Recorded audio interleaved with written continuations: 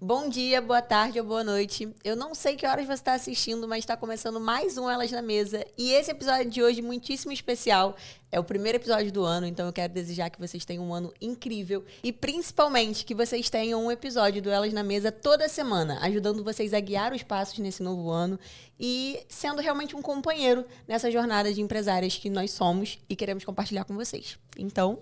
E hoje nós temos uma convidada super especial aqui com a gente, que é a doutora Ana Paula Gonçalves, uma médica, empreendedora, idealizadora do grupo America's Ophthalmo Center. Ela também é mentora para médicos. Essa mulher tem muitas frentes e hoje a gente vai aprender muito com ela. Obrigada por estar aqui. Seja bem-vinda. Obrigada, eu agradeço vocês. Gente, eu tô aqui impressionada com a idade delas, né? Todas com idade para ser minha filha de verdade e já assim querendo crescer, né? E significar alguma coisa na vida, porque não adianta só a gente crescer, a gente tem que se mostrar, né? Eu achei isso muito legal.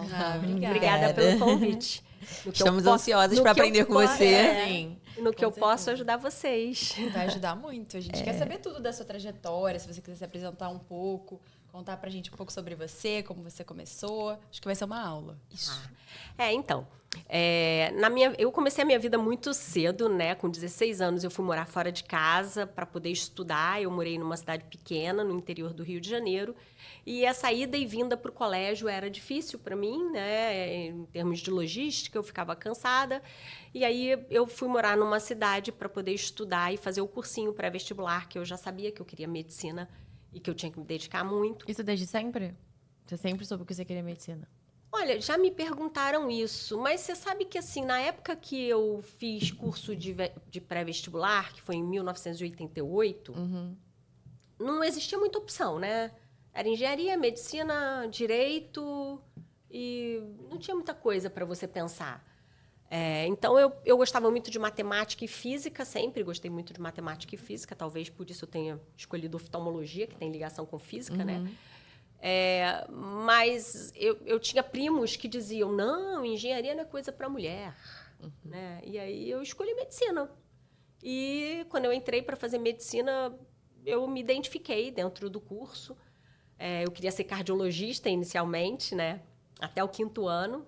No 5º ano eu dei oftalmologia, foi a minha escolha, né? Quando eu entrei para examinar um olho, a primeira vez que eu examinei o olho, eu falei, meu Deus, é isso que eu quero fazer. É muito lindo, é maravilhoso. Legal.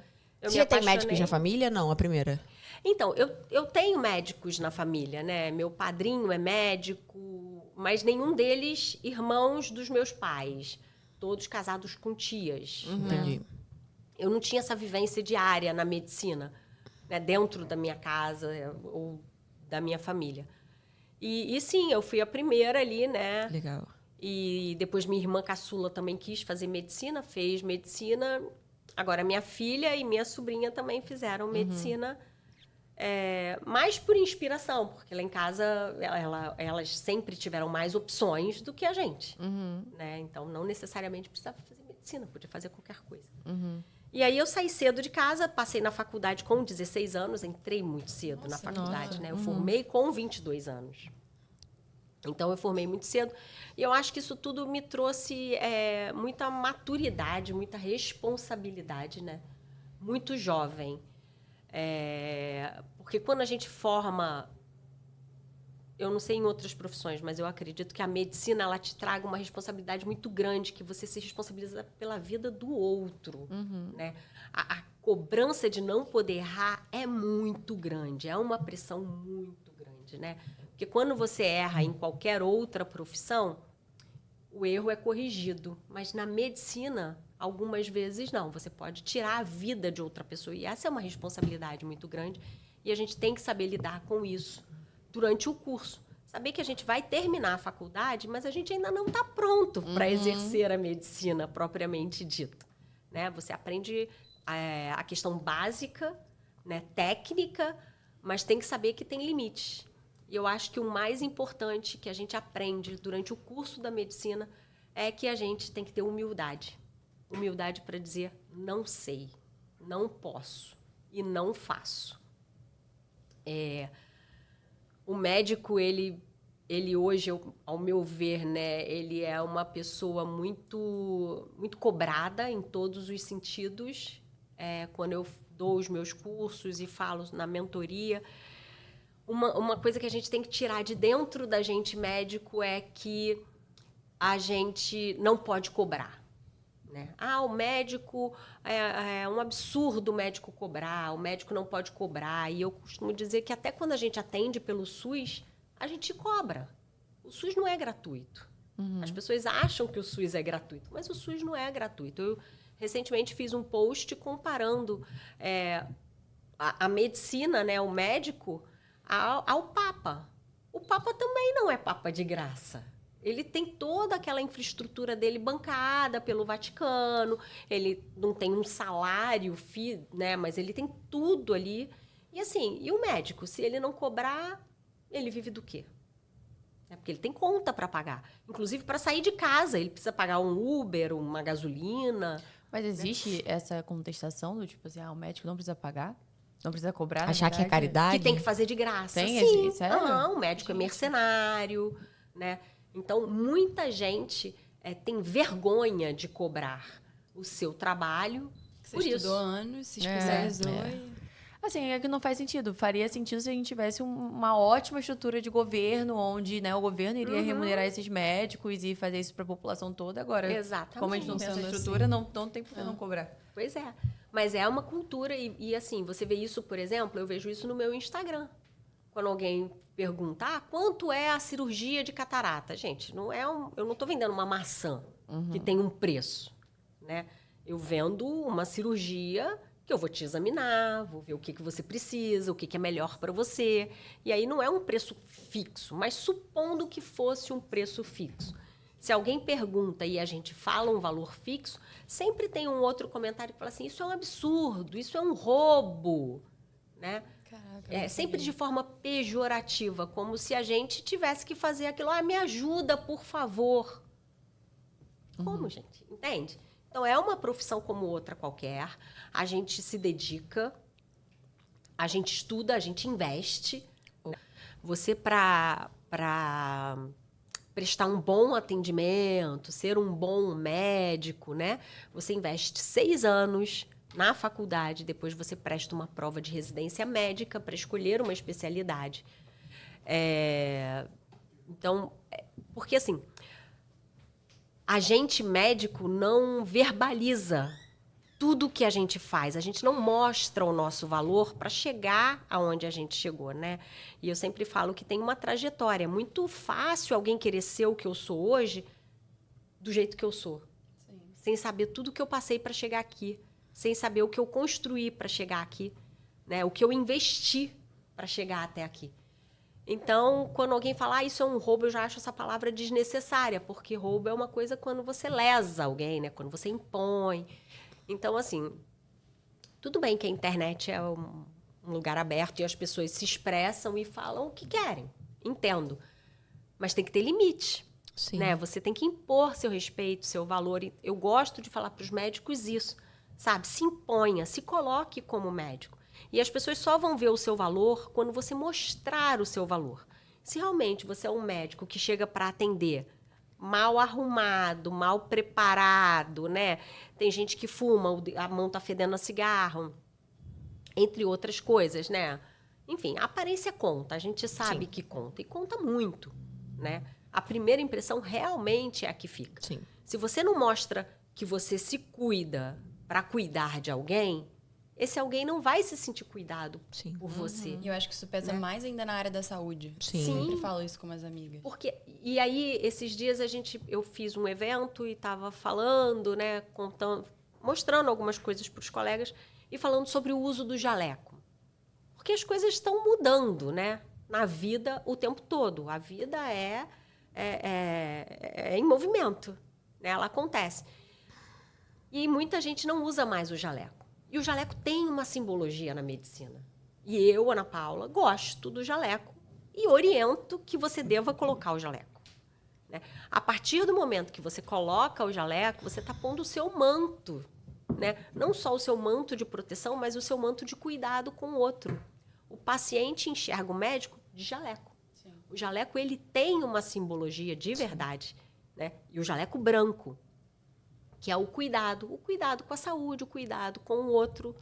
Isso é importante. Até mesmo de forma irracional, né? Porque você fala sem precisar verbalizar. Exatamente. Você tá com jaleco, você já, já te simboliza muitas coisas para quem tá Aham. vendo. Sim. É isso. Então, assim, e é honrar o jaleco, né? Que a gente fala. É honrar um jaleco, né?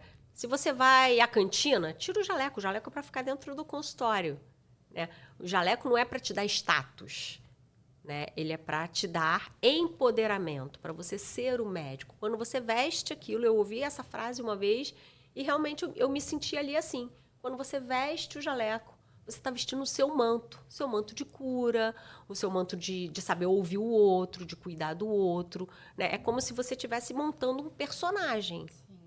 Né? Eu tenho muitas perguntas, assim, acho que por tudo que você falou dá pra ver que você é uma médica muito boa, né? Você zela muito por esse lado da medicina, mas você também é uma grande empreendedora. Sim. E eu acho que para muitas pessoas que estão saindo da faculdade agora, se formando, principalmente em medicina, mas acho que em todas as áreas, como é que foi esse processo de você entender que, além de médica, você era uma empreendedora para dar esse passo, né? De entrar nesse mercado, porque eu acho que tem muitos mercados também dentro da medicina, quando a galera sai da faculdade, e você teve um passo muito grande, né? Hoje você é a idealizadora de dos maiores grupos de oftalmologia aqui do Rio de Janeiro, já fez várias outras coisas. Então, como é que foi isso? Assim, como você entendeu que você era uma empreendedora também, além de médica, que já exige muito de você?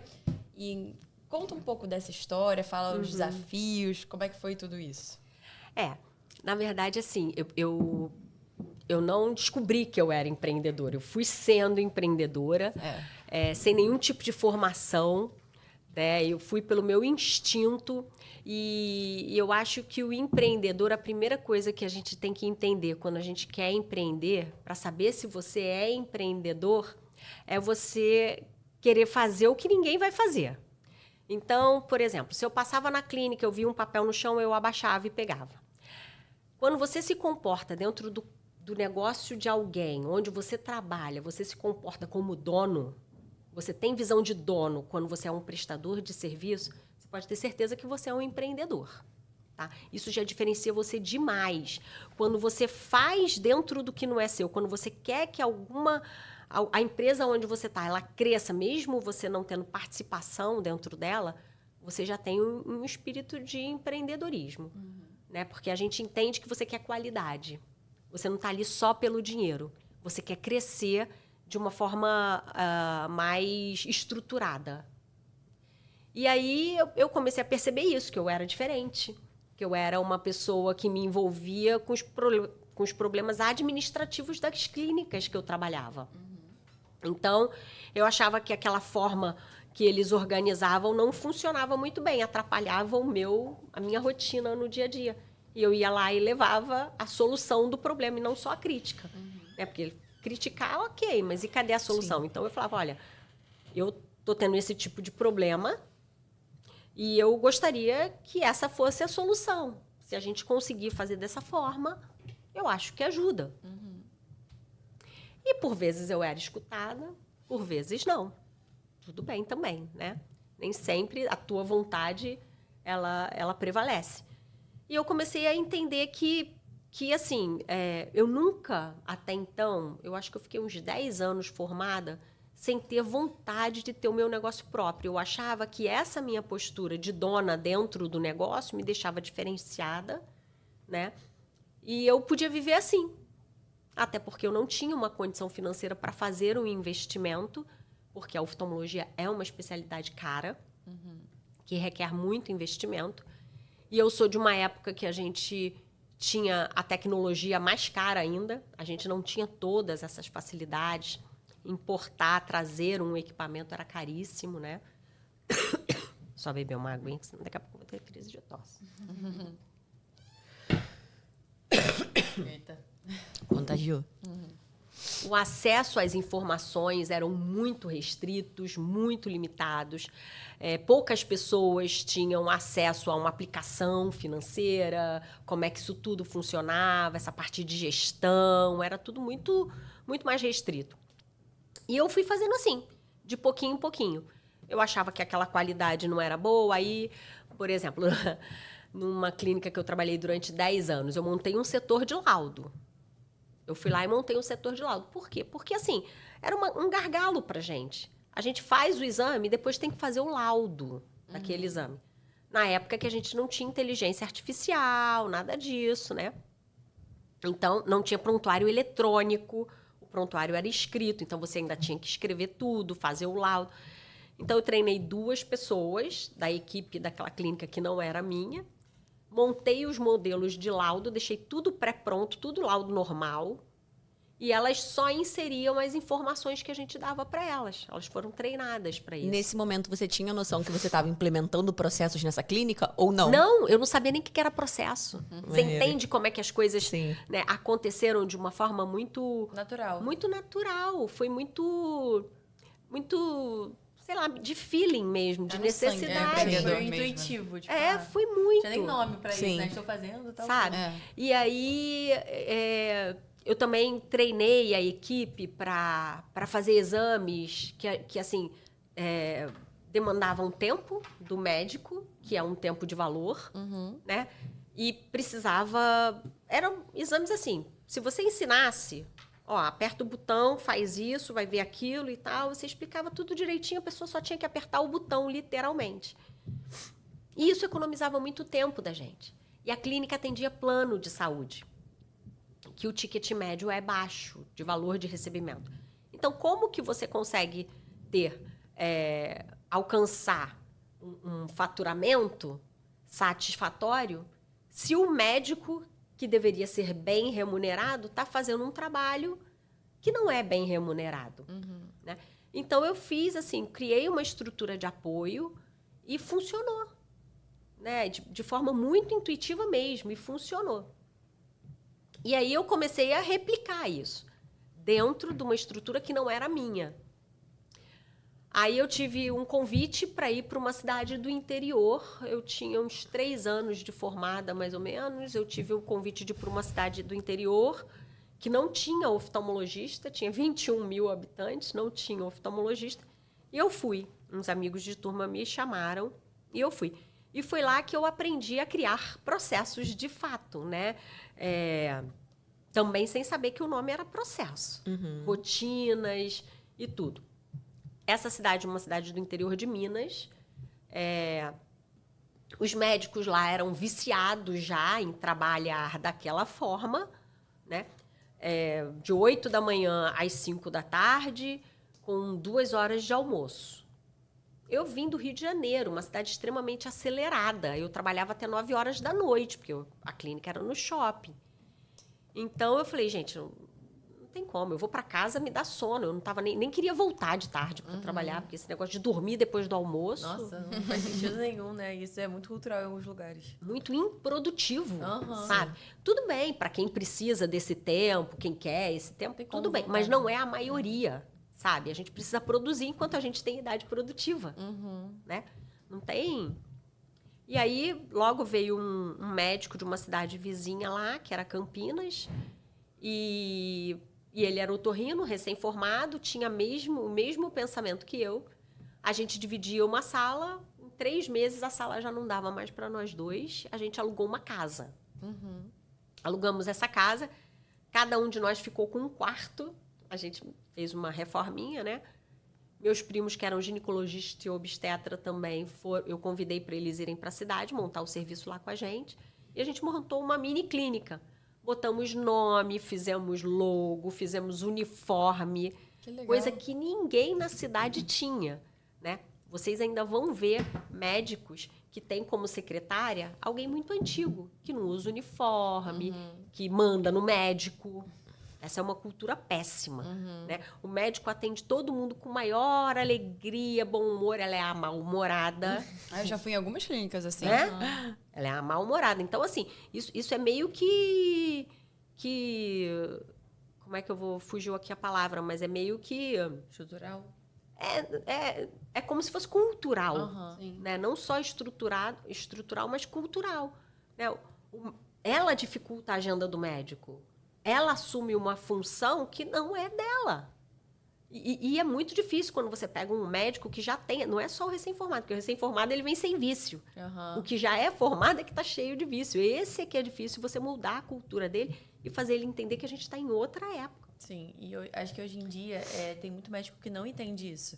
Que eles precisam ter uma cabeça empreendedora mesmo. Hoje em dia, eu acho que não tem para onde você correr, sabe? Se você quiser realmente ganhar dinheiro e crescer na profissão, você tem que ter uma cabeça empreendedora de entender que não é só você ir lá atender seu paciente. Então, assim, você vai ter uma secretária... Você não pode ser aquele médico que marca consulta, ele é o próprio secretário, ele vai, atende, pega o café. Tipo, tem que ter uma estrutura ali, né? Tipo, e treinar também a equipe dele, porque antigamente a secretária era uma pessoa mais velha que... Pegava o café, trocava ali o lixo do banheiro, tipo, tratava ali as pessoas mal e, tipo, agendava para daqui a 3 meses. Hoje em dia, um secretário de um médico tem que ser um vendedor. Sim. Tem que ser treinado ali para poder, né, de uma forma comercial. A gente tem cada vez mais médicos sendo formados. Sim. Eu acho que nunca se teve tanto médico no mercado, sabe? É absurda a quantidade de pessoas se formando em medicina, pô. Sim. Então, se você não tiver um diferencial e souber exatamente o que você quer fazer e como você quer fazer, cara, pronto, o que você mais tem é concorrente. Até porque também, né, é um assunto bem polêmico, mas tem muitas áreas da saúde que estão atuando como médicos, né? Por exemplo, na questão de estética, da dermatologia, até numa questão meio de ginecologia, porque tem muita biomédica fazendo... Como é que fala? Estética íntima. Doula fazendo parto. Doula fazendo parto. Então, assim, é muita concorrência. Então, você tem que saber se diferenciar. E a gente não tá entrando no mérito se é certo ou errado. Não é sobre isso. Não, mas é que assim, antigamente isso era coisa de médico. Só médico podia fazer isso. Hoje em dia tem um leque de profissionais que podem fazer. Então, se o médico não se diferenciar... Quantos profissionais hoje podem aplicar um Botox? Exatamente. E até para escalar o serviço, né? Porque você tem horas ali no dia. Se você só preencher aquelas horas, não conseguir escalar para ter um volume de paciente muito maior, você não consegue faturar tanto. Não consegue fazer nada. Então, aí é que existe a segmentação e aonde eu vivo hoje, né? Eu vim para a medicina com esse conceito de atender plano de saúde, né? Quando eu entrei, a nossa maior conquista era ser credenciado num plano de saúde. Sim. A gente não tinha essa cultura do atendimento particular. Eu sou de uma época que quem não se credenciava no plano de saúde não era bom o suficiente. Diferente de hoje, que quem... atende plano. Não atende plano. Né? Quem é bom não atende plano. Antigamente, quem era bom não atendia plano. Como mudou, né? Aí depois a gente entrou numa fase, que foi a que eu peguei, que quem era bom conseguia o credenciamento no plano, porque era através de currículo, análise curricular. Então você botava o currículo e ficava, né? Feliz da vida quando você era credenciado. Só que o que acontece? A gente, médico, sem se dar conta disso, a gente virou o produto do plano de saúde. Plano de saúde, com certeza. O que ele comercializa? A minha consulta médica. Então, ele cobra um valor enorme, que o paciente reclama, né? Paga o caro de plano de saúde, mas não é esse caro que ele paga que eu recebo para atendê-lo. Normalmente recebe muito pouco, na verdade. Pouquíssimo. Pouquíssimo, né? E aí eu estava fazendo a moça foi lá em casa fazer uma maquiagem e aí falou, eu contei isso no evento. Eu queria operar para tirar os óculos. Será que o plano cobre? Porque é óbvio, a gente paga um seguro e a gente quer que esse seguro cubra tudo. É igual seguro de carro, né? Só que o que acontece? O plano de saúde, ele começou a ter poder sobre as clínicas e gerência sobre as clínicas. Então, ele é que colocou o preço no meu serviço, né? Hoje, os honorários médicos dos planos de saúde, eles têm uma tabela, um coeficiente de honorário, que a gente chama de CH. E independe se a sua consulta é de 1 hora, se a minha é de 15 minutos, a CH é a mesma, multiplicada por um fator. E aí eu falei assim para ela, olha, eu não sei se o plano cobre, depende do grau e tal, mas você operaria pelo plano de saúde? E ela falou assim para mim, porque paga mal, né? Eu falei, então agora uma curiosidade eu tenho. Você acha que o médico ganha quanto numa consulta? Vou fazer essa pergunta para vocês. Vocês têm noção de quanto que plano o plano de saúde? De oftalmo? Cara, eu acho que no geral a consulta é uma só. Não passa mais de R$200. Eu ia falar isso. Acho que uns 150, R$200. Talvez né? nem isso, porque eu tô pensando na minha mãe que é fisioterapeuta que atende pelo plano e tem consulta que Mas, pagam por exemplo, R$15. Caraca. se você não soubesse disso, quanto vocês achariam, pelo que você paga de plano, quanto você acharia que um médico Olha, ganharia? é porque, na verdade, eu ia até comentar sobre isso. Nós somos de outra geração. Eu já tenho uma sensação, hoje em dia, que médico que só atende pelo plano ganha mal. Eu acho que é a nossa bolha também, Não, sabe? então, A gente mas- vive mas numa bolha assim- que a gente... Tipo, hoje eu consigo pensar que, tipo, não tem como um plano... Volto a dizer, não é sobre um certo ou um errado. Mas não tem como um plano pagar muito bem um médico considerando todas as coisas que um plano, teoricamente, paga. Então, assim, ele cobre absolutamente tudo. Então, não tem como ele remunerar bem tudo que a pessoa tem direito. Sim. Sabe? Então, eu acho que esse é um pensamento muito da nossa bolha também, que a gente consegue ter esse contato. O pai da Duda é médico. Sim. Então, assim, a mãe da Sofia é fisioterapeuta. Então, acaba... Eu sou empresária e a gente tem muito cliente médico. Então, acaba que a gente vive nessa bolha aqui, onde a gente tem esse contato e consegue ter essa noção. Hoje, se eu quero um médico bom, eu vou procurar fora. Fora do plano. Então, mas aí é essa questão que eu quero colocar e que eu falo para os médicos especialmente. Vocês não têm noção, vocês sabem que paga mal, mas vocês não sabem Quanto. quanto Sim. mal a gente recebe. Então, vocês falaram aí 200, 150. É. Uma consulta hoje de plano de saúde com um contrato bom, tá pagando aí seus 110, 108 reais. Caraca. Pagando. Aí a gente emite uma nota fiscal que tem uma tributação. Nossa. Desconta aí uns 13, 15%. Vamos arredondar para 20%, tá? Então, vamos botar uma consulta de 110, desconta 20%, Uns 80, 70 reais. né? Só que esses 80 reais é para a empresa. Nossa, O médico gente. ganha metade e a empresa metade, fora os custos fixos, etc. né? Então, o médico, hoje, um médico ganha em torno de R$ 48 reais uma consulta de um plano que paga bem. Porque o plano que já paga R$ 60 reais uma consulta, o médico está ganhando 20. Gente, que E aí absurdo. eu te pergunto, qual o médico que, se você tivesse que pagar 50 reais para te atender, você pagaria com confiança? Nenhum. Nenhum. Entende? Sim. Então é isso que eu falo para os colegas. A tendência é que essa modalidade acabe. Sim. O E realmente. plano de saúde, ele existe para cobrir exames, internação e cirurgia. A consulta não. A consulta, imagina um médico investir 1 hora para atender bem um paciente, para ouvir a queixa dele, porque eu preciso ouvir. Mais do que falar, eu preciso ouvir. E depois eu ainda preciso examinar. Por 50 reais? Sim. É assim, a unha custa 50 reais. Sim. Em 30 minutos, se você chegar 10 minutos atrasado, ela não faz. Nada contra, gente. Eu não tô aqui. Não, eu só mas tô é um serviço como comparando. qualquer A outro. gente não tá fazendo juízo de valor em nada, né? A gente É tá isso. só conversando. Então, assim, eu acho que hoje eu falo claramente sobre isso, porque eu não atendo mais plano de saúde e eu não vou ser mais punida por nenhum plano de saúde se eu falar o que eu penso deles. Aham. Sim. Mas enquanto você trabalha para eles, é isso. Você sofre pressão de que vai ser descredenciada se não fizer.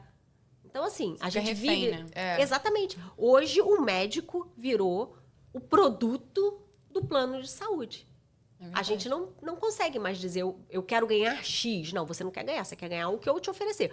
Em contrapartida, ele te oferece volume de atendimento. Mas eu não quero volume de atendimento, eu quero qualidade Aí de você fica atendimento. mais exausta, você trabalha mais e ganha menos. Não, e aí acaba que você não consegue dar a atenção que o paciente merece E você e vira só precisa, mais porque uma- você precisa atender 3 pessoas por hora. Sim. Você vira só mais uma médica, assim, que tá ali. E aí, perde o a qualidade que do eu serviço, brinco e falo nos eventos que eu faço para médicos é que hoje o atendimento pelo plano de saúde é um SUS Plus. Aquele paciente que não quer ficar na fila do CISREG, que não quer ir lá enfrentar fila para ser atendido, ele vai ser atendido pelo plano. Por quê? Porque hoje as empresas oferecem os planos corporativos como benefício para os seus colaboradores. Sim. E os colaboradores, eles usam, muitas vezes, o plano de saúde, inclusive, para pedir atestado médico. Então, eu não tenho, dentro da clínica, como selecionar quem eu vou atender e quem eu não vou atender.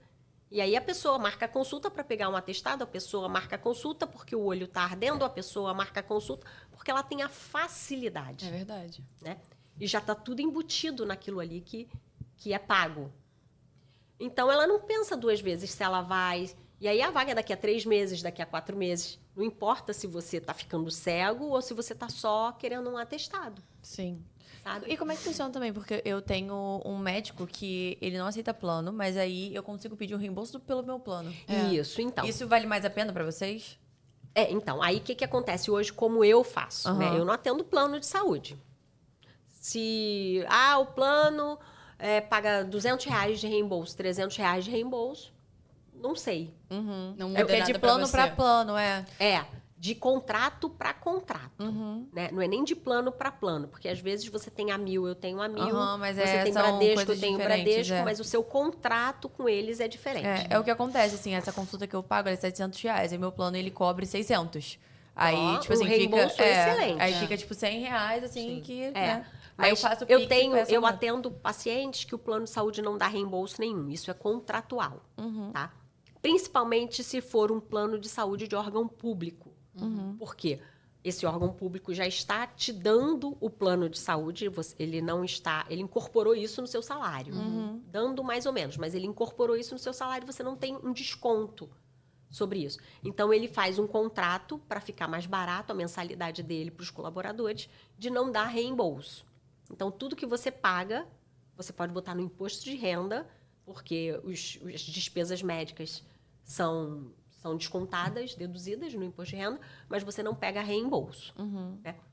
Agora, por exemplo, eu tenho o valor da minha consulta particular, que é o mesmo sempre. Eu emito a nota fiscal para o paciente e ele dá entrada no reembolso dele, que não necessariamente é o valor que o médico recebe. Por exemplo, você recebe R$600 de reembolso, mas o seu plano de saúde paga para o médico que é credenciado R$110. Sim. Quer dizer, para a estrutura onde ele é credenciado, porque hoje eles não credenciam mais pessoa física, só pessoa jurídica. Sim. Então, essa pessoa jurídica recebe 110. Por quê? Porque o volume de pacientes que pedem reembolso é infinitamente menor do que aqueles que vão usar pelo plano. Sim. Né? Então, eles preferem fazer isso.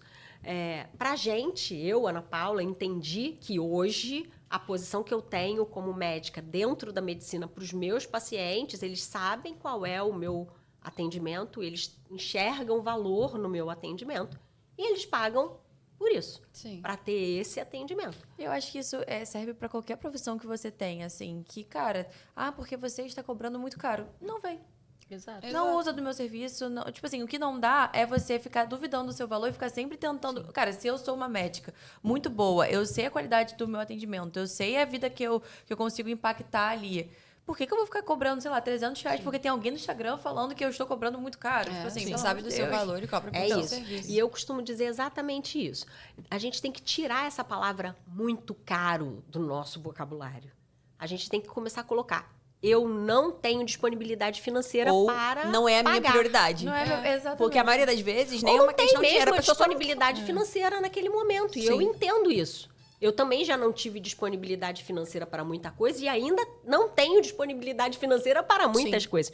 Mas não que aquilo seja caro. Agora não está ao meu nesse alcance. momento. Sim. Exatamente. Até para ajudar a entender o poder da palavra. Não é que tá muito caro. Tipo assim, eu não posso agora, vou Eu poder não daqui posso a pouco. agora. E se organiza. Eu tenho pacientes que se organizam durante 1 ano para poder operar. Não é uma cirurgia de emergência. Você pode se organizar, é uma cirurgia que a gente chama de eletiva. Você se organiza para fazer o melhor para você, se você achar que merece isso. Né? Eu mereço. Então, para minha saúde, eu faço tudo. Eu não vou fazer qualquer coisa. Eu não compro qualquer roupa, eu não faço cabelo em qualquer lugar. Eu não vou me cuidar da minha saúde com qualquer pessoa. Né? Então, a gente se organiza. Óbvio que tem gente que se mobiliza, né, faz vaquinha online e tudo, para poder também ter esse acesso. E eu entendo que a gente vive num país que tem uma diferença social muito grande, né? Eu vim de uma família muito humilde, eu sei essa realidade, né? Mas hoje eu, Ana Paula, não é porque eu vim desta realidade que eu tenho que fazer caridade com a minha profissão. Eu posso ajudar, como eu ajudo instituições que não estão ligadas à oftalmologia. Eu tenho uma dúvida. Acho que tudo isso que você está falando é muito legal, assim, pra galera que está saindo da faculdade, né? Entender como se colocar no mercado. Sim. Mas para hoje você poder cobrar o preço que você cobra pela sua consulta, você precisou construir essa credibilidade. Sim, com certeza. Né? Tipo, para poder cobrar esse valor, pô, eu quero ir na doutora Ana Paula porque eu sei que vale a pena. E como é que foi para construir isso, né? Olha, eu gosto sempre de fazer analogia. Amo analogia, porque eu acho que quando você faz analogia, as pessoas entendem perfeitamente o que você está falando. Principalmente eu, como médica, né? O paciente olho, que ninguém entende nada de olho, nem Com os certeza. próprios colegas, né? Então, eu sempre comparo. E é uma forma que eu explico bem fácil. Tudo na vida tem um preço. E a gente, para começar, tem que pagar um preço. E atender plano de saúde é um preço que você tem que pagar. Mas, assim, tem que entender que é uma fase, é uma transição. Sim. Não pode ser para a vida toda. Né? Você não pode achar que tá bom atender plano de saúde a vida inteira. Né? Então, como é que é essa construção? Vocês já viram obra começando? Construção de prédio. Né? Eles cercam aquele terreno e ficam meses com aquele terreno cercado. E a gente fica pensando assim, nossa, gente, pelo amor de Deus, o que vai ser aqui? Passei 1 mês, passei 2 meses, passei 3 meses. Mas você não vê o que está acontecendo lá dentro do canteiro da obra. O que eles estão fazendo? A fundação. E a fundação é demorada. Né? Para depois subir o prédio. E aí, quando sobe o prédio, você fala, caramba, foi rápido. Não foi rápido. A estrutura, a base, teve que ser bem feita. E é isso que eu falo para os médicos. Não tenha pressa. Você tem que fazer uma boa base, uma boa fundação, para você crescer com consistência, para você crescer de forma sustentável e não ser mais um da modinha, né? Que, porque eu ganhou dinheiro assim, eu quero fazer isso. Porque a gente é muito assim, né? A gente quer viver o resultado do outro. É facilidade, Né? Então, assim, é complicado falar isso, mas você tem que construir. Se você não construir, você desmorona. E eu acho que eu acho, essa é uma opinião minha, tá? Eu acho que todo médico recém-formado tem que passar pela experiência de atender SUS, que é uma realidade diferente de atender plano de saúde, que é uma realidade totalmente diferente de atender em clínica só com consulta particular. Porque te prepara, né? Cara, e te dá volume, te dá know-how. Tirando a parte financeira e tudo mais, eu acho que quem atende no SUS se torna mais humano. Eu ia falar isso, acho que você Eu tenho você essa impressão. ganha mais Tem humanidade. muito profissional ruim que acaba negligenciando essas pessoas, mas se você tiver o olhar certo ali, você consegue realmente se tornar mais humano, sabe? Porque são necessidades e vivências muito diferentes do que você vai ter num atendimento high ticket. Eu tenho uma opinião um pouco divergente, tá? O que acontece no SUS? E eu também falo isso, eu fui dar uma aula num hospital público agora em julho e falei isso lá para os residentes. Não se permitam contaminar pelo ambiente que vocês vivem, que já é um ambiente viciado. As pessoas que trabalham em serviço público há muito tempo, elas acham que estão ali fazendo um favor para o paciente. Tratam o paciente. Não estou falando só dos médicos, eu estou falando da equipe como um todo, tá? Da equipe toda. Não é só médico, não. É todo mundo. Então, você tem que entender que ali é o teu primeiro contato com o paciente. E é ali que você tem que treinar, né, a sua empatia, né, se colocar no lugar do outro, atender o paciente. Porque se você não aprender ali, você não vai conseguir levar para o outro lugar. Sim. Sabe? E o paciente que está no SUS, ele é tão paciente quanto o paciente que está no atendimento high ticket. Sim. Né? Ele só não tem condição de pagar por aquele atendimento high ticket, mas ele precisa. E ele vai te ensinar muita coisa. É ali que você vai aprender. Né? Ninguém entra... Eu fazia entrevistas lá na clínica, quando eu admitia os médicos, eu que fazia as entrevistas dos médicos. E a primeira coisa que muitos, quando entravam, perguntavam para mim vou poder operar a catarata? Que é o que todo mundo quer, porque é o que remunera melhor. E eu perguntava assim, mas você sabe passar óculos? Porque nenhum paciente vai vir aqui te procurar para operar catarata. Ele vai te procurar para atender óculos, para fazer óculos. Você sabe fazer óculos? Porque se você não souber fazer óculos, não adianta você falar para mim, eu sou especialista, operei 5.000 cataratas, não sei aonde, não sei o quê. O paciente não sabe disso. E ele vai te procurar para operar óculos. Ele nunca nem ouviu falar de você, sabe? Então, assim, se você não consegue fazer o básico, Não adianta você querer fazer o difícil, porque ele não vai te escolher para isso. Sim. Né? Quando você falar para ele que ele tem que operar catarata, ele vai para aquela pessoa que todo mundo comenta, vai botar no grupo agora de WhatsApp, né, de condomínio. Olha, eu tô precisando operar catarata, alguém me indica? Não é você que eles vão indicar. Ou alguém que ele já confia, que passou pela vida dele, que Exatamente. ele consegue lembrar. Então, né? assim, então o que a gente tem que entender? Que quando a gente sai da faculdade, a gente ainda está em processo de formação. A gente tem um período de formação e vamos nele durante muito tempo. Né? E assim você vai construindo o nome que você tanto quer para poder atender particular, né? Exatamente, é uma construção. Sim. É uma construção, não é... E é longa essa construção. Né? Se você errar o óculos, não adianta você falar para o paciente que você opera muito bem catarata, que ele não vai entender que uma coisa não tem a ver com a outra. Sim. Né? Uma é técnica e a outra é conhecimento. Tá? Então, assim, eu me lembro que eu operava, os primeiros pacientes que me procuravam para operar comigo eram parentes de alguém que eu operei no SUS. Ah, isso é muito bom, cara. Né? Eu operava no SUS e aí falava assim, doutora, a senhora atende em alguma clínica? Eu falava, atendo em Bangu, atendo na Barra, então eu vou lá. Aí ia lá, viu que eu operei bem o parente do SUS, né? E me acompanhava. Então, foi isso. E aí, com o tempo, vem o boca a boca, que é a melhor indicação que tem, né? É aquela que o paciente, ele não tem nenhum interesse financeiro em você. Não é um marketing pago, né? E falando, assim, sobre marketing, né? Isso é o melhor marketing que o médico pode ter. O marketing boca a boca. Isso vem de prova social, assim. Sim. Porque não adianta nada você ter uma equipe muito boa de mídia que faça um vídeo seu, tipo, de comercial de TV, se o seu paciente sai de lá insatisfeito. Porque né, a gente tem essa cultura. Tipo, eu preciso ir lá na doutora Ana Paula porque a minha mãe falou que foi muito boa.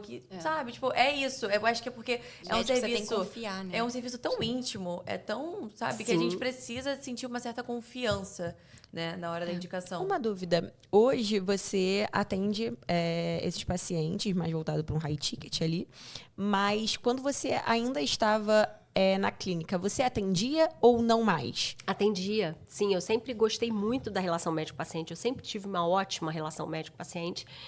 E muito do que fez o meu grupo crescer, a Américas Oftalmo Center, quando a gente montou a primeira Américas na Barra em 2011, foi esse atendimento diferenciado que eu dou aos meus pacientes. E quando eu fui escolher, selecionar os médicos que vinham depois de mim para poder atender e dividir esses pacientes comigo, eu também exigia isso. Eu fazia essa mentoria que eu dou hoje, eu fazia reuniões frequentes dentro da clínica para dizer o porquê do médico não ir na recepção chamar o paciente, ficar esperando dentro do consultório, o porquê da clínica ter 2 entradas, uma para o paciente e uma para o médico. Tudo isso tem um porquê, não era chatice, eu sempre falei isso, não é chatice, mas tudo tem um porquê e funciona, para a gente poder resgatar o respeito ao médico, aquele profissional que está ali. Então, a minha equipe foi treinada para quando fosse conduzir o paciente ao médico, falar o nome do médico, porque é muito comum o paciente ligar para a clínica, pedir para ser atendido e não lembra o nome do médico que atendeu pela última vez, né? Então, a gente começou a criar uma cultura de reagendar esse paciente com o mesmo médico, né? Enfim, detalhes lá de administração. Fazem completamente diferença, né? Sim. Toda.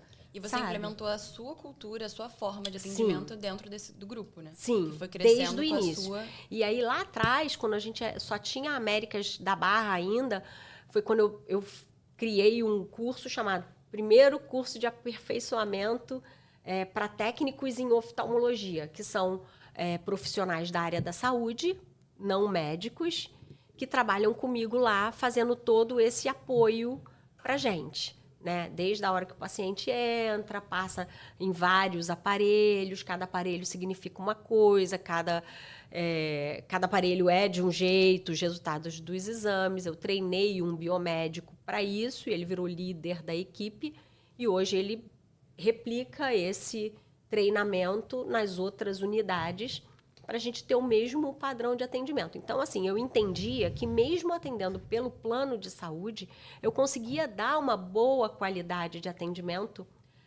para os meus pacientes. Porque eu não poderia ter uma clínica esteticamente bonita, tinha que ser feia. Assim, não é muito investimento financeiro, não é muito diferente você botar uma clínica com papel de parede um pouquinho mais bonito, assim, melhorzinho, Sim. né? E eu consegui achar um equilíbrio de parcerias, né? Aí foi aí que entrou a visão empresarial, né?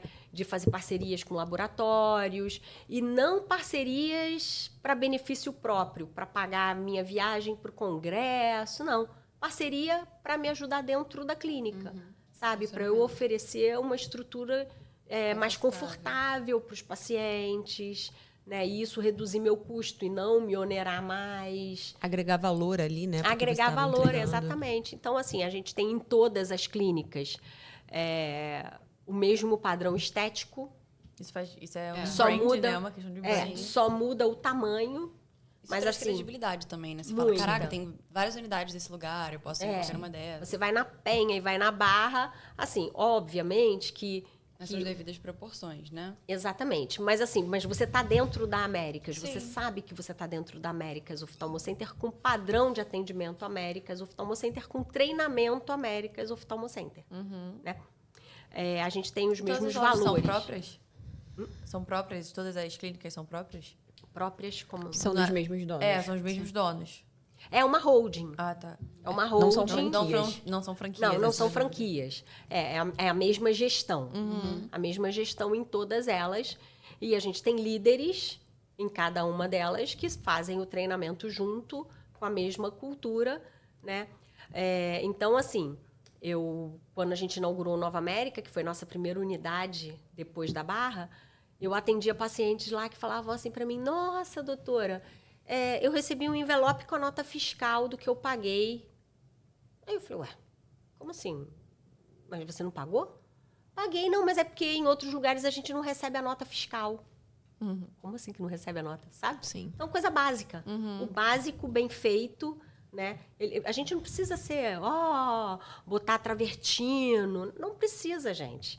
É só estar limpo, com aparência limpa, porque aquilo é uma instituição de saúde, né? Pessoas educadas e preparadas, e aí você tem que preparar a tua equipe para receber essas pessoas com os problemas delas diariamente, né? Às vezes a pessoa saiu de casa, esqueceu o cartãozinho do convênio, aí chega lá, não está com o cartãozinho do convênio, marcou essa consulta há 2 meses, pegou um trânsito danado, perdeu o trabalho, chega lá, você diz que não pode atender, vai soltar os cachorros. Né? Então a equipe tem que estar emocionalmente preparada para isso. Sim. Muita coisa envolvida, né? Não só o atendimento então, assim, médico, mas toda a estrutura. Eu brinco que a clínica, né, o consultório, a clínica, é como se fosse um show. Não é só aquele artista cantando lá na frente. Tem toda uma estrutura que orquestra, faz né? ele estar ali, sim. naquele momento, cantando. Sim, E é assim que a gente tem que se colocar, como popstar, né? Mas lembrando que a gente tem toda uma estrutura. Então, não é o médico, ele não vai para um consultório atender. Foi o que você falou, ele não é mais isso, acabou. Não existe mais Tem que isso. pensar em tudo, né? Ele está indo para a empresa. A Sim. empresa é o consultório. Aquela secretária que ele contratou, ele tem que ter um contador, né? Para pejotizar ela ou contratar ela como CLT. E daí o todo. Aí entra toda a parte que você não aprende na faculdade de medicina. Toda a parte, né? exatamente. Então, dito isso, a gente não está no nosso bate-bola ainda, mas o que você acha que é mais difícil, então? Ser médica ou empreendedora? Olha, ser empreendedor é muito difícil. E quando você está dentro daquilo que é a sua profissão, por exemplo, né? Eu brinco que médico é muito vaidoso, e é de verdade. Então, eu, enquanto médica, colega médica, eu sou uma pessoa. Quando eu preciso ser a diretora médica ou a gestora, É diferente. dá trabalho. Porque nem todos os médicos têm esse espírito empreendedor, nem todos os médicos que trabalham com a gente têm essa visão de que é importante, é uma empresa, de que quando ele recebe um convite para viajar do namorado ou da namorada, né? Já aconteceu. O médico ganhou um convite, né? Uma passagem aérea do namorado dele para viajar. foi surpresa. Ele avisou na segunda-feira que na quinta-feira, a agenda dele lotada, ele não ia poder atender. Nem na quinta, nem na sexta daquela semana, nem na quinta, nem na sexta da outra semana. Então, você pensa bem, quantas pessoas estavam marcadas, precisando daquele atendimento, contando com aquele atendimento? Ele não teve empatia. Ele não se colocou no lugar daqueles pacientes. Ah, mas poxa, Ana Paula, foi um presente, foi uma surpresa. Então, só lamento, o seu companheiro não teve empatia com você. Provavelmente ele não conseguia mostrar essa empatia pro companheiro ao ponto do companheiro achar que não era um problema. Porque senão Né? jamais cogitaria. Sim, tipo, não Não é posso isso? fazer isso com os Provavelmente meus já era pacientes. uma coisa que era Tem que ser comum pra ele. Você quer fazer uma surpresa, você faça. Mas para daqui a 2 meses, que aí eu me organizo. Sim. Você faz uma surpresa disfarçada. Sim. Né? Disfarçado, olha, não marca paciente para esse Sim, dia e para esse dia, porque eu vou fazer uma surpresa para você, só não vou dizer o que é, né? E tudo bem. Agora sim, eu acho que inclusive é uma falta de respeito com você, que é um Sim. profissional, não só com os outros, mas com você, Sim. sabe? E lidar com isso no dia a dia é muito cansativo, muito cansativo, porque a cultura médica de fato ainda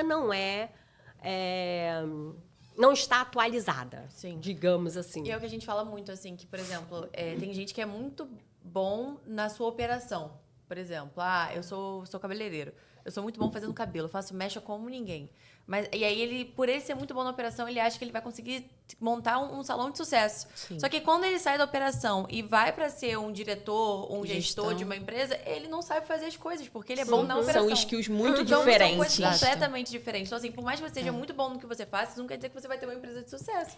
Então, né, o médico, às vezes, ele tem essa questão do, Sim. tipo, tem um médico que é muito bom, cara. Ele CDFzão cura, ali. ele dá Entrega um diagnóstico resultados como ninguém. absurdos. Só Ele que não sabe ele gerir. não sabe colocar uma clínica, né, De pra frente. É isso. E eu falo isso na mentoria, né? E a gente vê muito isso no Instagram o tempo inteiro. As pessoas que hoje vendem mentoria para médicos, eles pegam esse jargão, que é, não basta ser bom só tecnicamente. Né? Você tem que aprender um mínimo de gestão para poder aplicar isso no seu consultório ou na sua clínica. Mas assim, você não precisa deixar de ser médico. Eu sei, a gente estudou medicina para ser médico e não para ser gestor. Mas você precisa saber contratar pessoas que agreguem dentro do seu Se serviço. você quiser empreender, né, você precisa Sim. saber. E é o que a gente estava conversando antes de começar o podcast, é uma coisa que ninguém te ensina. A faculdade te ensina a ser médico, mas não existe uma faculdade ainda que te ensina a gerir uma empresa. A ser comercial, Não a te entender como faz funciona. enxergar que o consultório é um negócio, é uma empresa. E o mais difícil deve ser Né? lidar com outros médicos que estão ali com você, talvez construindo um negócio, mas não tem essa mesma visão. E muitos, hoje em dia, com essa facilidade do mercado financeiro em aplicar dinheiro, preferem ficar nesse turbilhão de atender volume e tal, isso e aquilo, e aplicar o dinheiro, sabe? Não que eles não saibam fazer uma boa gestão do que eles ganham, eles não sabem fazer gestão do que eles produzem. Do tempo também, do né? tempo. Que é o que a gente estava Né? conversando aqui. E aí, amanhã ou depois, ele vai aposentar, o padrão de vida cai. Não consegue mais pagar o plano de saúde. Isso me dá uma agonia quando eu atendo alguém mais velho, que está aposentado, e aposentado pelo Estado, recebe aposentadoria do Estado, e aí parou de pagar o plano, porque não tem mais dinheiro para pagar o plano, vive do plano que o Estado dá. Sabe? Uma coisa muito... Você fala, meu Deus, essa pessoa já foi médico, já cuidou de tanta gente, e hoje não consegue cuidar de si. Parece injusto, né? Ana, aqui nós somos uma holding. Nós somos um ecossistema empresarial. E o Ian, que você conheceu, ele é meu sócio, meu irmão, e ele é o fundador de todas as empresas. Eu sou sócia na empresa de marketing.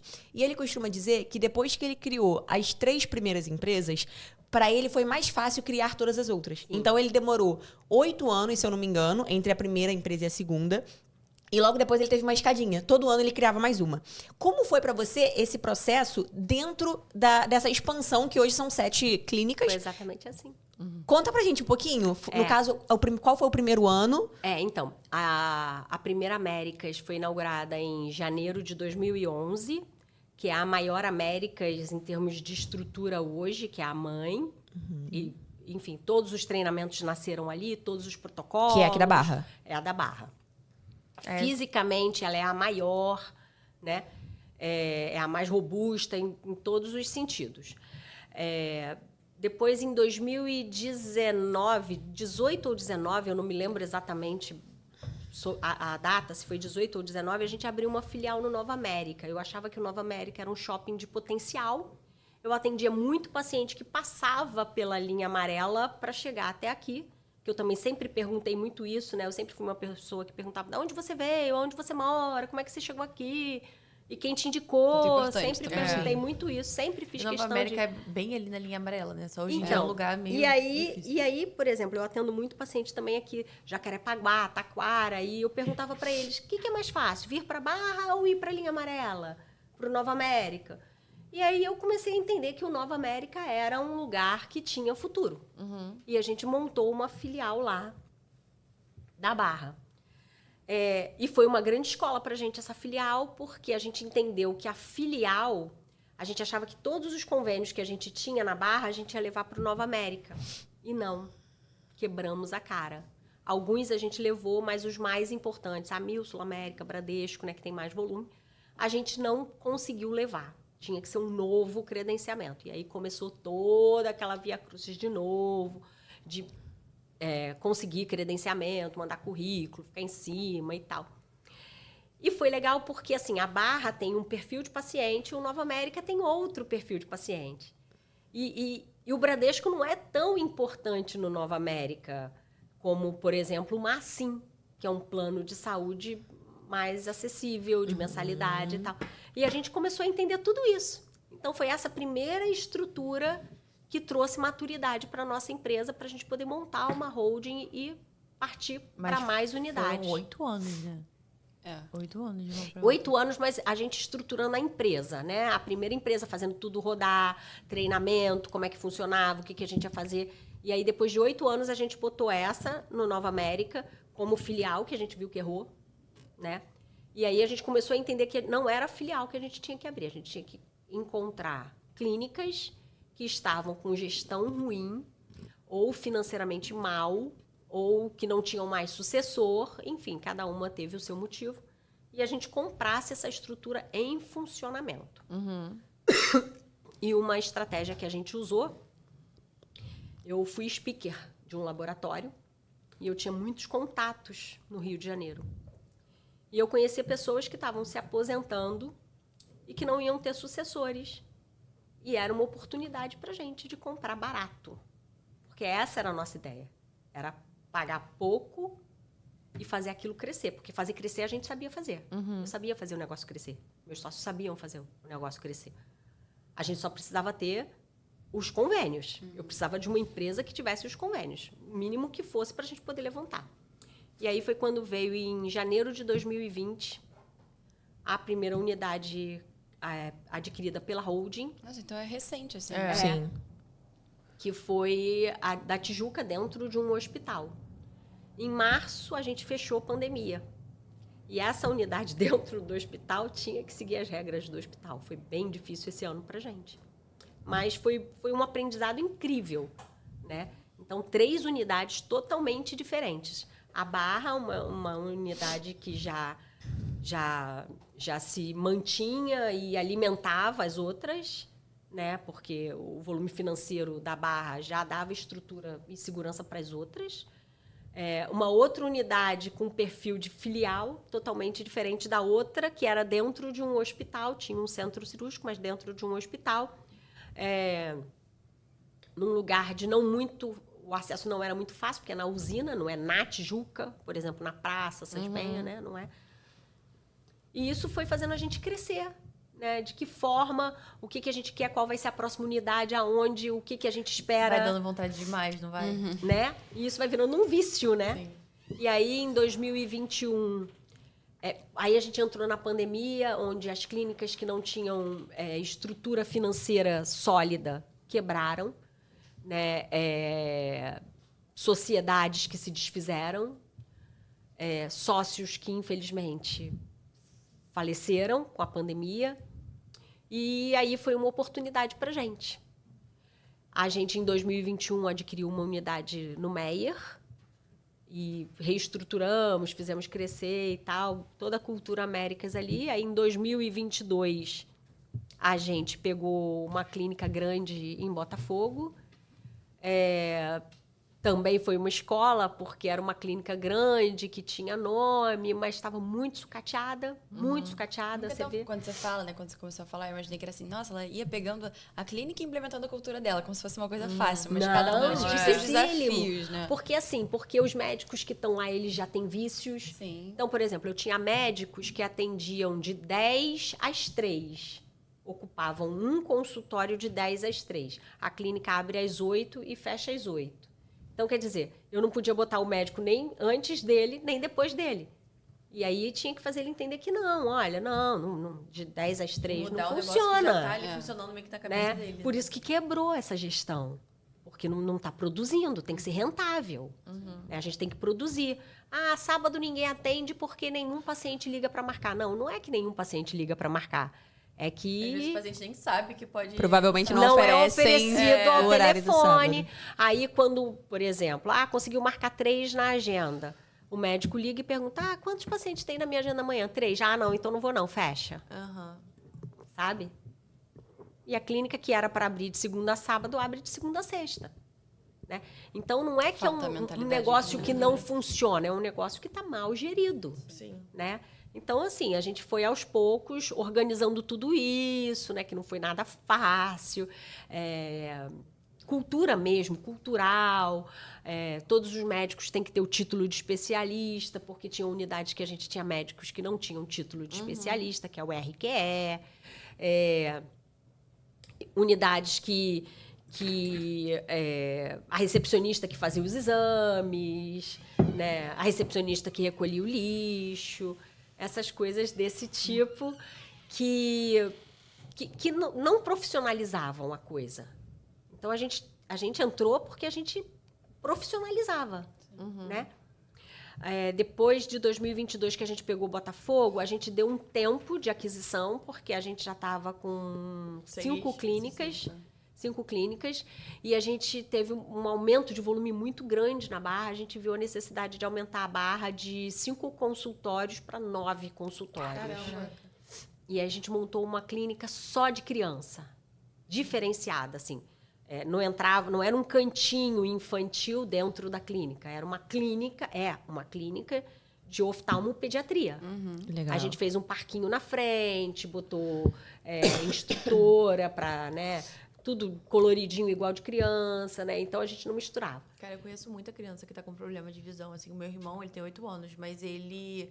Acho que ele só começou a enxergar direito com 2 anos. Ele teve que usar aquele óculos, assim. A primeira vez que ele pegou o óculos, ele abriu o livro e ficou tipo, uau. Então, eu tô vendo muita criança, assim. É muito comum, né? Então, acho que é um mercado que acho que as pessoas não dão muita atenção pra isso. Sim. Porque, realmente, levar uma criança pequena pra poder ir fazer exame de sangue, não, de vista. E aí, tem que ficar lá. É difícil, cara. Então, realmente, ter uma clínica especializada só pra criança é um grande E eles adoram, porque tem os mascotes. Então, as crianças já até gostam de ir. É como se estivesse indo para um parquinho, né? Sim. Então, a gente passou... Meado de 2000... A gente adquiriu a clínica em 2022, mas as obras começaram em 2021 também. Simultaneamente com a aquisição de Botafogo. A gente começou as obras na Barra, de ampliação da clínica, e todo o nosso administrativo era na Barra, né? Dentro da clínica na Barra. Então, a gente montou um centro de custo compartilhado, também lá no Città, mas totalmente independente, né? Que a gente chama de custo compartilhado, CS, né?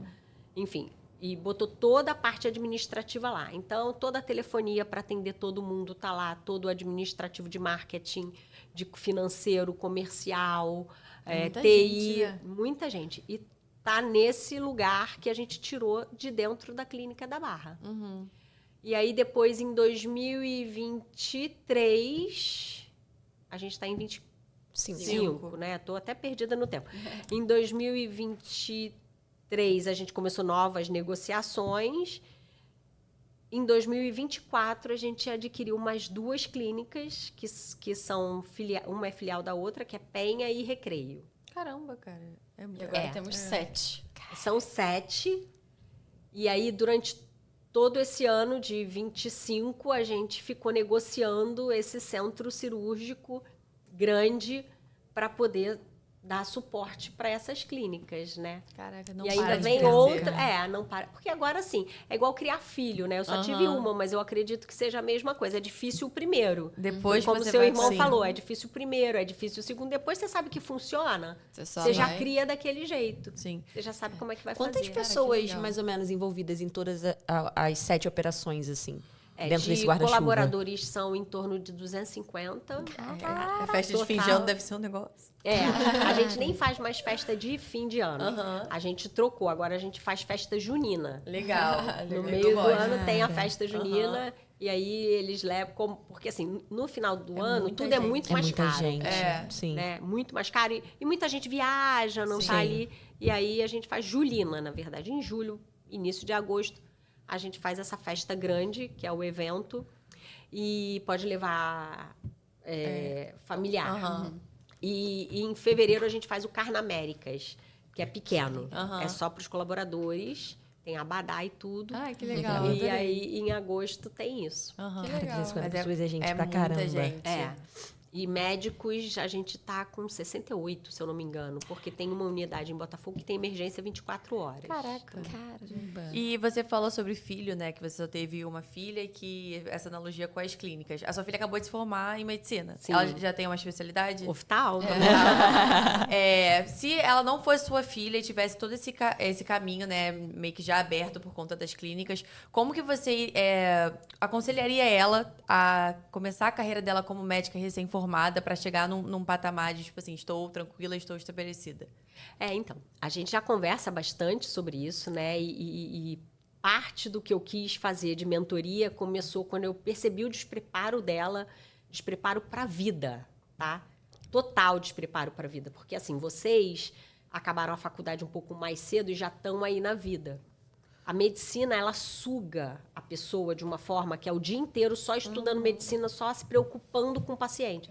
Então, assim, eles não entendem de contador, não sabem o que é uma PJ, o que tem que abrir uma PJ, o que é PJ. Assim, essa coisa eles não entendem. Então, eu comecei a perceber esse despreparo dela e falei, caramba, é um nicho bom para a gente começar a trabalhar.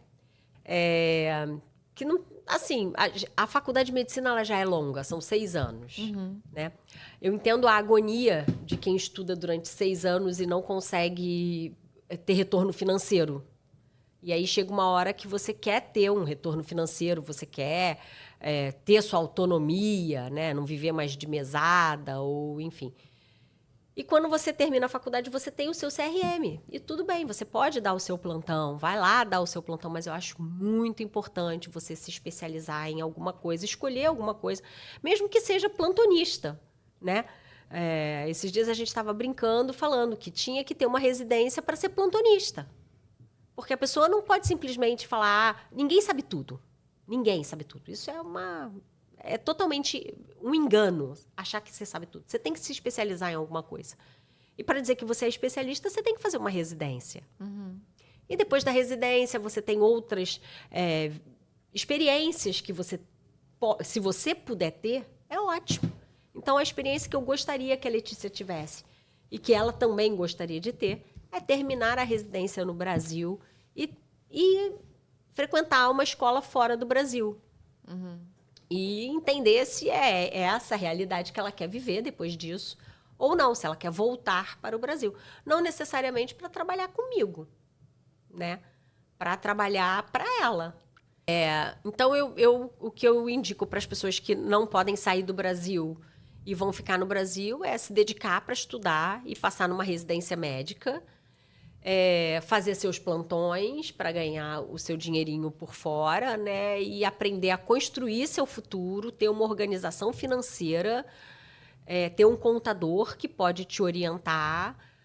E o combo de atender pelo SUS durante um tempo e clínica de convênio, isso te dá um know-how muito grande, porque quanto mais paciente você atender, mais patologia você vai ver, mais experiência em lidar com pessoas, né? E depois de um tempo, só da pessoa te ligar e falar, tô sentindo isso, você já sabe o que é. Então, eu acho que esse é o caminho. E você sempre assim, eu brinco que a gente, é miopia, você tem que ser míope. O míope enxerga de perto, não enxerga de longe, né? Você não precisa saber aonde você vai quer estar daqui a 10 anos. Você precisa saber onde você quer estar daqui a 5 anos. E vai olhando de perto. Porque se você cria uma meta, uma projeção muito longe, você acha que está muito distante de alcançar. A chance de você desistir é grande. Então, faz pequenininho aqui. Eu já fui ciclista. E aí, quando eu tinha dificuldade para subir um morro, alguma coisa assim, uma ladeira, uma subida, meu coach falava para mim, Ana Paula, olha na roda, olha na roda. Não olha lá para cima, olha na roda. E é isso, tem que olhar para perto. Vai dando os seus passos, um depois do outro, mas sempre com o objetivo, que é diferente de você não ter o objetivo. Sim. Você cria o seu objetivo, entende qual é o seu objetivo, aonde você quer chegar, e vai dando pequenos passos, cria pequenas metas para você ir atingindo e te dar aquela sensação de prazer. Né? Uau, atingi essa meta, agora dobra a meta. Uau, atingi a meta, agora triplica a meta. E por aí vai, porque pode ser que chegue na metade do caminho, você entenda que nem é aquilo que você tinha pensado, como aconteceu para mim. Né? Há 1 ano atrás, eu jamais imaginaria que eu estaria aqui hoje fazendo o que eu faço hoje da forma como eu faço. Jamais eu imaginaria que eu não estaria na clínica que eu fundei, que eu dei meu sangue, que eu limpei, que eu pintei, que eu atendi telefone, que eu treinei, que tem o meu DNA. E hoje eu vejo que não só eu não estou lá, como eu também não quero voltar para lá, e não sei se é isso que eu quero daqui para frente, né? Onde eu vou estar daqui a 5 anos, eu ainda não sei. Eu sei onde eu vou estar o ano que vem. E é Muito isso. legal, muito gente. bom. Já aprendi muito. Demais, foi Nossa, ela incrível. tem que fazer medicina. Antes da gente caminhar para a reta final, a gente sempre faz um bate-bola, que é basicamente algumas perguntas onde a gente pede que a pessoa responda com a maior velocidade possível. De forma Você faz direta, tudo? assim. Objetivo. Isso. Isso. Calma aí. Dá uma cortadinha enquanto tu procura aí, só pra eu... Já vou falando de uma outra coisa.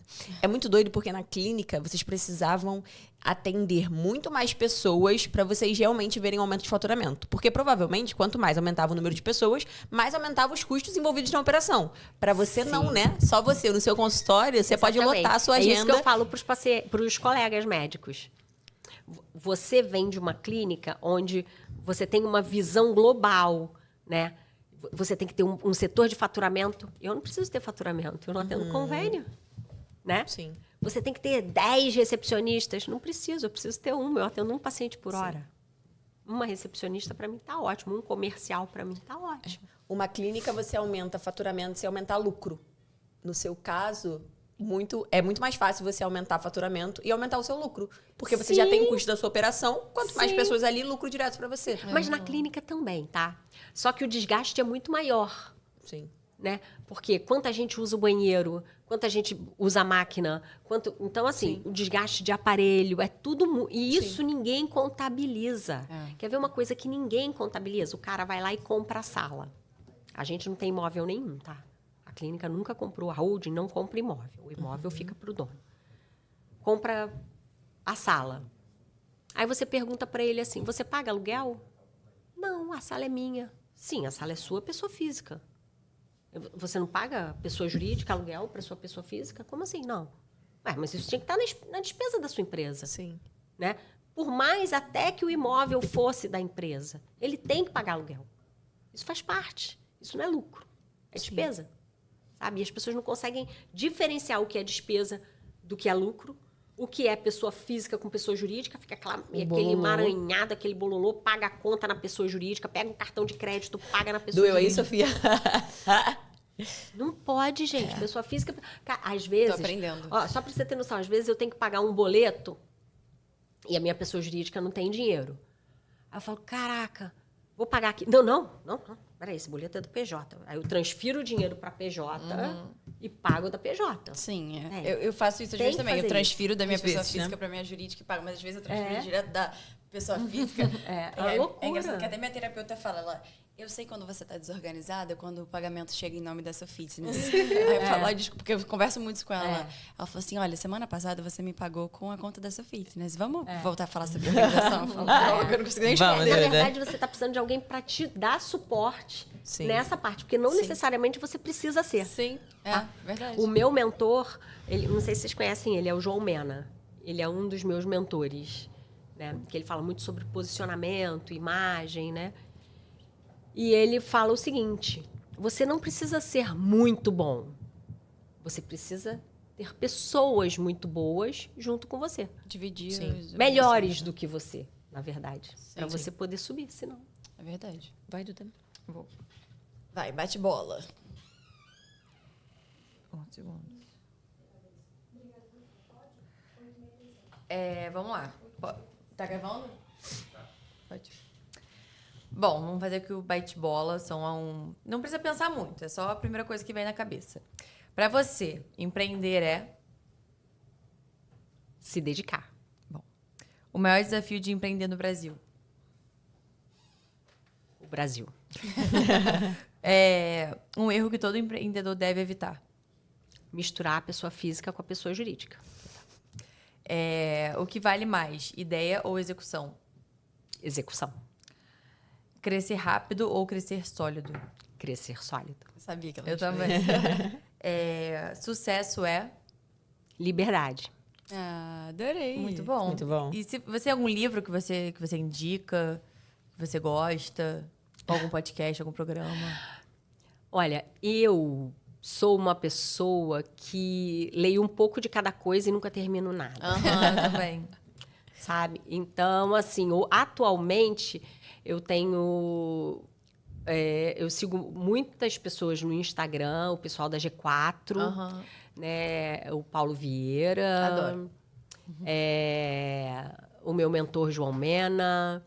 Eu estou numa outra mentoria que se chama Acelera Doutor, que também é uma pessoa sensacional, que é o Fábio Soma. E uma coisa que o João falou uma vez, até num post dele, sobre liberdade. Liberdade não é você poder ir aonde você quer, a hora que você quer. Por exemplo, liberdade não é você trabalhar de 8 às 4, poder ir para a praia e poder malhar. Isso também é liberdade. Mas liberdade mesmo, quando você fala do que você faz, é você poder escolher quem você vai atender. Né? Você escolher quanto você vai cobrar. Isso é liberdade. Sim. Você poder botar valor no seu serviço, você escolher quem vai usufruir do seu conhecimento e do seu serviço. Isso é liberdade. O resto é consequência. Sim. Perfeito. Muito E bom. se você Adorei. pudesse indicar uma empresária para vir aqui sentar na mesa com a gente, ser entrevistada, tem alguém que você indicaria? Olha, tem a minha irmã Cristina Graneiro, que eu acho ela sensacional. Ela tem uma visão diferente da minha, né? E ela já atua como mentora e empresária há mais tempo do que eu. Muito legal. Muito Então, legal. Cristina, Está você está convidada. convidada. Esperamos por você na nossa mesa. Muito Foi bom, incrível. muito legal. Paula, Gostou? obrigada. A Adorei. gente amou aqui, foi uma Amei aula pra também, gente. Olha, eu tô aqui aprendendo muito, porque eu acho que a vida é isso, tá? É a gente ser humilde para entender que a gente aprende com quem tem menos idade, não menos conhecimento. É isso. Ana Paula, muito obrigada por ter vindo aqui. E, gente, esse foi o primeiro episódio do ano. Espero que vocês tenham gostado. Não deixem de nos seguir em todas as nossas redes sociais. Inclusive, a Ana Paula não fez o jabá dela. Sim, o que é jabá? Fala seu Instagram pra galera poder te seguir. Ah, tá. Gente, 50 mais. Jabá, eu já sei o que é jabá, sim. É que eu fiquei perdida aqui agora. Ó, eu tenho o meu Instagram pessoal, que é o @oftalmo Ana Paula Gonçalves. E tenho o Instagram do método XP, que é o método IX Prime, que eu falo sobre mentoria, gestão, essa parte para médicos. Muito Muito legal. legal. Muito bom. Então, gente, já sigam a Ana Paula, sigam as nossas redes, se inscrevam no nosso canal. Toda quinta-feira sai episódio novo. E, claro, comentem aqui no vídeo se tem alguém que vocês gostariam que a gente convidasse pra sentar à mesa com a gente. E espero que vocês tenham gostado. E foi isso. E é isso, gente. Um Feliz beijo, 2026. tchau. Tchau, tchau. Até o próximo episódio.